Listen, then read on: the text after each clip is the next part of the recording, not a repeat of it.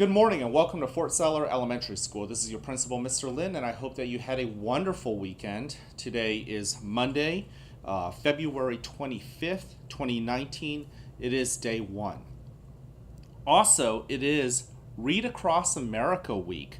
And during this week, we are going to celebrate the life and the work of the great and legendary author, Dr. Seuss. His birthday is this Saturday, March 2nd, and each day of this week we will be celebrating a theme that relates to Dr. Seuss. Today, the theme is based on his book called My Many-Colored Day, and hopefully you wore your favorite color. I guess based on this shirt, you really wouldn't know what color is my favorite, but I am recording this on Sunday night. So hopefully on Monday, when you take a look at my outfit, you can tell what exactly is my favorite color as well. Now, tomorrow, just so you have a reminder, a friendly reminder, tomorrow is it is Wear Green, and that is to honor his very famous book, Green Eggs and Ham. So wear green tomorrow. That's Tuesday. Now, before we kick off this wonderful day, please consider the word tolerance. That's the character trait we are highlighting all this month of February. I know later on this week we will be kicking into action the month of March, and we will be celebrating another character trait. But up until then, our character trait is tolerance. Think about what it looks like in your life, what it means to you, and most importantly, what does it look like when nobody else is looking? Now, our friendly February kindness challenge on Friday was this: make a plan to meet up with others and do something fun. And if you remember, last week I really made a connection into the weekend. So hopefully you actually did go out and actually turn those plans and and do something about it. So hopefully you got out and you had a lot of fun. But now it is Monday. We have a new friendly February kindness challenge. I'll share that with you at the end of our morning announcements. Now, just a friendly reminder, our three expectations here at the school have never changed. They are number one, be respectful. Number two, be responsible. And number three, show that you are ready to learn. And if you look around your classroom right now, I can tell, and I know for a fact, that many of you are showing respect, responsibility, and readiness to learn. So kudos to you. Very, very proud of you. Now, speaking of those expectations, in the cafeteria, those expectations have never changed. Remember, we want you to be respectful, talk at a respectful volume, be responsible, clean up after yourselves, clean up after others, perhaps even, and then also show that you're ready, in this case, to eat. Now, there actually wasn't a change in the lead with the B-Bucks Cafeteria Challenge. In fact, right now, Miss Moore and Miss Gruber's class are still tied in the first place position. And then we also have Miss Yiser. Her class is tied up with Miss Frederick's class in the second place position. And then Miss Eshelman's class is making a fast and furious they're closing the gap in the third place position. So we can't wait to see who pulls off the final victory at the very end. You never know. It could be your class. Now, at this moment, if you'll please join me in participating in my invitation to participate in the Mindful Minute. Now, if you're like me, and I have always been like this, I like doing my Mindful Minute sitting crisscross applesauce on the floor.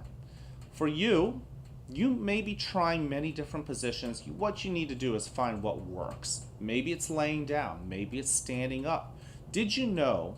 Now, I wouldn't recommend doing this in class just because you have a lot of kids, other classmates in the classroom. But you could even do a mindful minute, and I would do this with our eyes open, by walking. If you are walking around, let's just say you're hiking in the woods, and you're really present about being there, right? And not worried about the past, not worried about the future, you're actually participating in a mindful minute. The goal of the mindful minute is to be focused and not allow too many other things to get in the way. Now, for many of us, that happens to make us more relaxed, and that's a good side effect. So, if you know the position you want to be in, assume that position now, and then I invite you, if it feels right, to close your eyes. If you don't want to close your eyes, you may simply lower your gaze, soften it, and focus on a point on the floor. And as you all know by now, let's begin by taking a breath in through our nose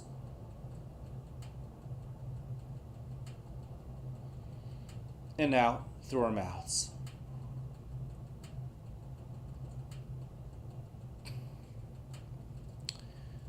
Oftentimes, that first breath is a little bit fast. I have to say, I'm quite grateful for the fact that I felt like my first breath was actually slow, calm, and intentional. Not sure how it was for you. So let's go ahead and take another deep and purposeful breath in.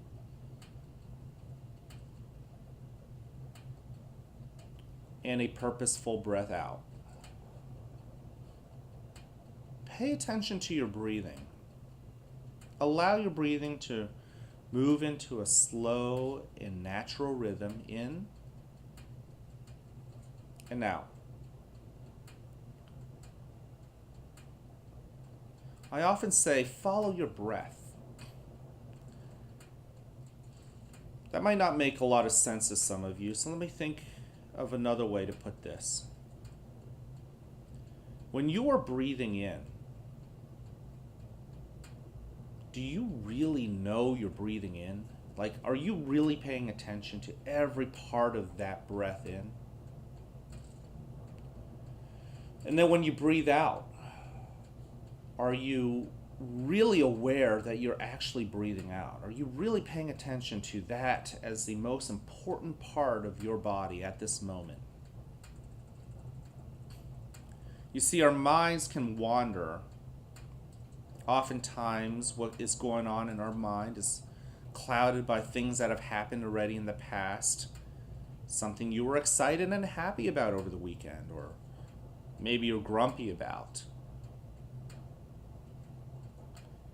And then in other times, your mind is worried about things to come, things that haven't even happened yet, things that are going to happen that you think will happen in 5 minutes or 30 minutes or maybe this afternoon.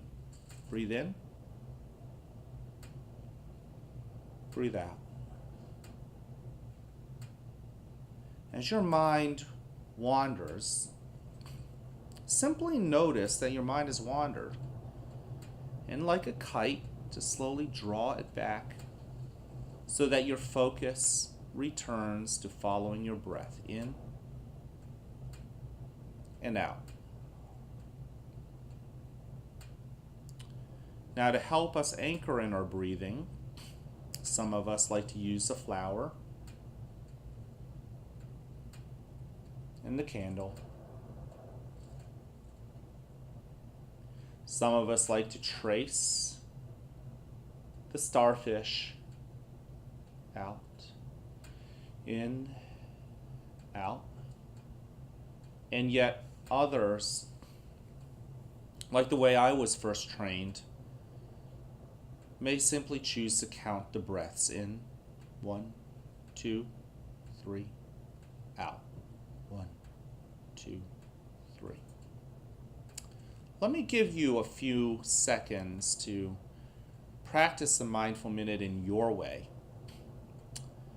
allowing your mind to really focus on being now, not a minute from now, not 2 minutes before, just being focused now. And if your mind, like I said, if it goes off and wanders, just pull it back. You may begin now.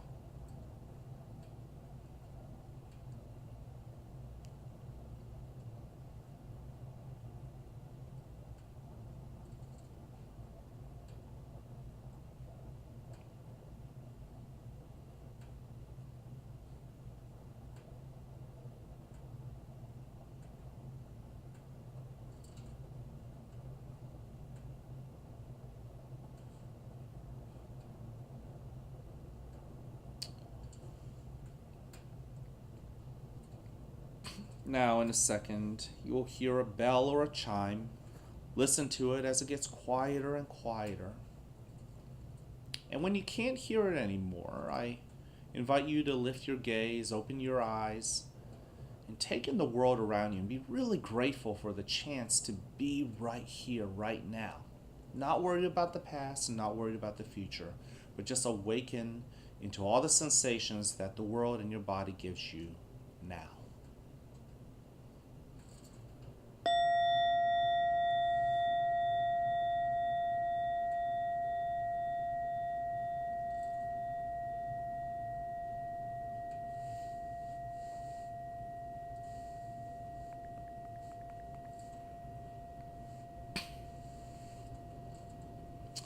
Welcome to a new day right here at the fort where you are loved, where you are cared for, and where we want you to succeed. Whether you have a great day or not is ultimately your choice. So choose wisely, work at it, and yes, enjoy the rewards because you deserve them. Now at this moment, please stand and face the flag for the Pledge of Allegiance. I'm going to step out of the frame for just a second. Please recite after me.